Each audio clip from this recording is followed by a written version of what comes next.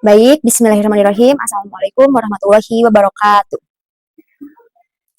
Sebelumnya perkenalkan, nama saya Citra Dewi Rahayu. Saya dengan NIM 238107003 dari kelas PGMI 3A. Di sini saya akan mengerjakan tugas UAS mata kuliah Perencanaan Pembelajaran di MI dan SD. Di sini saya akan menjelaskan beberapa jawaban dari pertanyaan-pertanyaan yang telah saya jawab untuk memenuhi tugas UAS pada kali ini. Nah, untuk pertanyaan pertama yaitu di sini saya akan menjelaskan mengenai apa perbedaan komponen RPP dan modul ajar. Nah, untuk jawaban dari soal yang pertama yaitu untuk komponen RPP sendiri itu kita bisa lihat pada tujuan pembelajarannya.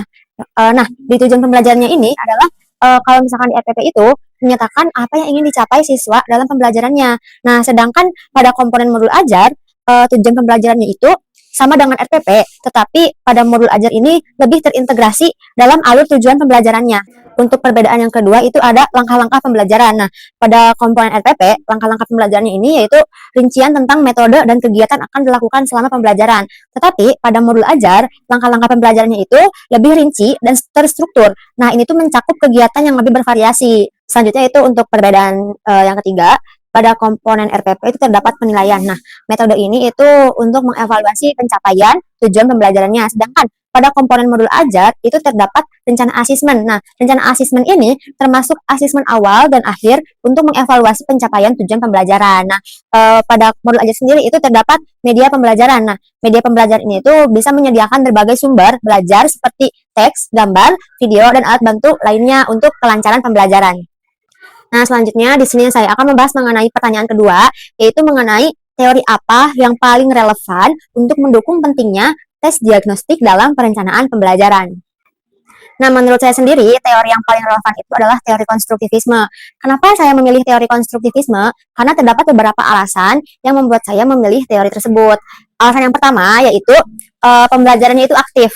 Aktif di sini itu teori ini itu memaksa peserta didik untuk bersikap aktif dalam belajar, serta tugas teori ini sendiri itu kan mengembangkan pembelajaran secara mandiri dan menginspirasi untuk mendalami pemahaman pribadi mereka secara langsung. Nah, sehingga pembelajaran itu dapat dirancang untuk mendorong keterlibatan aktif siswa dalam materi yang sesuai dengan tingkat pengetahuan mereka. Maka dari itu, peserta didik itu dituntut untuk belajar aktif. Nah, selanjutnya yaitu alasan yang kedua adalah penyesuaian pembelajaran. Nah, menurut prinsip konstruktivisme, pembelajaran itu harus disesuaikan dengan kebutuhan siswa. Nah, ini itu sangat diperlukan untuk menyesuaikan strategi pengajaran agar lebih efektif dan sesuai dengan kemampuan masing-masing siswa. Nah, selanjutnya untuk alasan yang ketiga yaitu pemahaman konsep. Nah, menurut teori konstruktivisme ini, guru itu dapat memberikan umpan balik yang tepat dan membantu siswa membangun pemahaman yang lebih kuat mengenai materi pembelajaran. Nah, selanjutnya itu alasan yang keempat, lingkungan belajar yang mendukung. Nah, apabila lingkungan belajar kita itu mendukung, ini bakal bermanfaat untuk interaksi sosial dan kolaborasi, sehingga melalui tes diagnostik, guru itu dapat menciptakan suasana belajar yang lebih inklusif dan responsif terhadap kebutuhan siswanya. Nah, selanjutnya di sini saya akan menjelaskan mengenai pertanyaan ketiga. Nah, di pertanyaan ketiga ini saya membuat RPP mengenai ekosistem untuk kelas 5 MI. Nah, untuk RPP-nya sendiri ini di sini terdapat kasus bahwa sebagian besar siswa itu belum memahami konsep interaksi antar makhluk hidup. Nah, lalu yang kedua itu ada siswa yang memiliki gaya belajar kinestetik dominan. Nah, selanjutnya untuk pendekatan dan metode pembelajarannya sendiri, di sini saya menggunakan metode pembelajaran kooperatif. Nah, kenapa saya menggunakan metode pembelajaran kooperatif?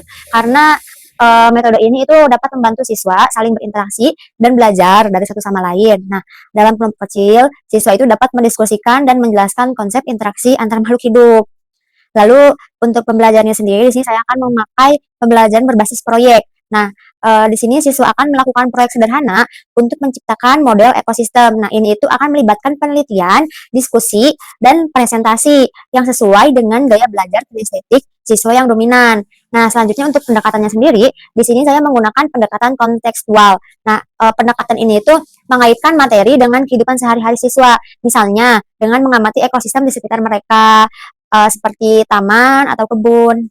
Selanjutnya untuk langkah-langkah pembelajarannya itu yang pertama terdapat pendahuluan. Nah, di pendahuluan ini saya akan menyampaikan tujuan pembelajarannya, lalu mengenalkan konsep ekosistem dan interaksi antar makhluk hidup melalui diskusi singkat. Nah, selanjutnya saya juga akan menyertakan untuk menampilkan gambar-gambar ekosistem untuk menarik perhatian siswa. Nah, setelah pendahuluan itu ada kegiatan inti. Nah, di kegiatan inti ini saya akan meminta kepada siswa untuk diskusi per kelompok. Nah, siswa ini dibagi menjadi kelompok kecil untuk mendiskusikan contoh interaksi antar makhluk hidup. Lalu selanjutnya setelah diskusi selesai, saya akan meminta mereka untuk membuat proyek model ekosistem. Nah, setiap kelompok ini itu akan membuat model mini ekosistem menggunakan bahan-bahan sederhana seperti karton, tanaman kecil, atau hewan mainan. Nah, di sini siswa yang memiliki gaya belajar kinestetik itu dapat lebih aktif dalam kegiatan ini. Selanjutnya, setelah selesai, itu terdapat presentasi dan diskusi. Nah, di presentasi dan diskusi ini, siswa akan diminta untuk mempresentasikan hasil karya mereka. Lalu setelah selesai presentasi dan diskusi, berlanjut untuk penutup. Nah, di penutup ini saya akan menyimpulkan pembelajaran hari ini dan memberikan tugas rumah berupa observasi ekosistem di lingkungan sekitar dan mencatat interaksi yang ditemukan oleh siswa tersebut. Selanjutnya untuk media pembelajaran yang sesuai, menurut saya itu ada buku teks. Nah, buku teks ini sebagai sumber informasi ketika saya menjelaskan mengenai apa itu ekosistem. Nah, selanjutnya ada gambar ekosistem. Nah, gambar ekosistem ini untuk memvisualisasi sesuai dengan yang tadi saya katakan pada pendahuluan bahwa saya akan menampilkan gambar-gambar ekosistem untuk menarik perhatian siswa. Nah, selanjutnya itu ada bahan proyek. Nah, bahan proyek ini bahan untuk membuat miniatur ekosistem itu yang tadi saya sebutkan seperti kertas karton, tanaman kecil, atau hewan mainan. Nah, selanjutnya itu ada perangkat digital. Nah, perangkat digital ini contohnya seperti video mengenai ekosistem. Jadi, saya akan memberikan gambaran terlebih dahulu mengenai ekosistem itu seperti apa. Nah, selanjutnya untuk penilaian yang relevan menurut saya adalah penilaian formatif. Nah, kenapa penilaian formatif? Karena observasi serta diskusi ketika membuat ekosistem itu serta tanya jawab ketika telah selesai presentasi. Nah, dari sana guru itu dapat melihat keterlibatan dan dapat menilai siswa ketika diskusi dan observasi tersebut. Maka dari itu guru dapat menilai keaktifan siswa di sana. Pertanyaan selanjutnya itu pertanyaan keempat. Di sini saya akan menjelaskan langkah-langkah apa yang akan saya lakukan untuk memperbaiki perencanaan pembelajaran. Nah, ini tuh mengacu pada konsep Higher Order Thinking Skill atau HOTS. Untuk langkah yang pertama yaitu menetapkan tujuan pembelajaran yang jelas. Nah, di sini fokus pada pemahamannya itu bukan hanya penguasaan fakta. Nih, contohnya ketika kita itu meminta siswa menjelaskan bagaimana ekosistem berfungsi dan berikan contoh interaksinya. Jadi kita tuh jangan hanya meminta siswa untuk menghafalkan, tapi kita harus meminta siswa untuk terjun langsung, menjelaskan serta memberikan contohnya.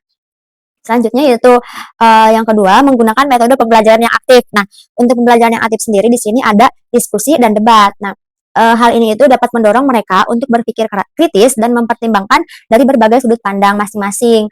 Lalu selanjutnya itu ada proyek kolaboratif. Nah, untuk proyek kolaboratif ini itu ada membuat model ekosistem yang tadi saya sebutkan di awal. Nah, selanjutnya itu ada memfasilitasi pembelajaran berbasis masalah. Nah, contohnya kita itu meminta siswa untuk menganalisis dampak perubahan lingkungan terhadap ekosistem.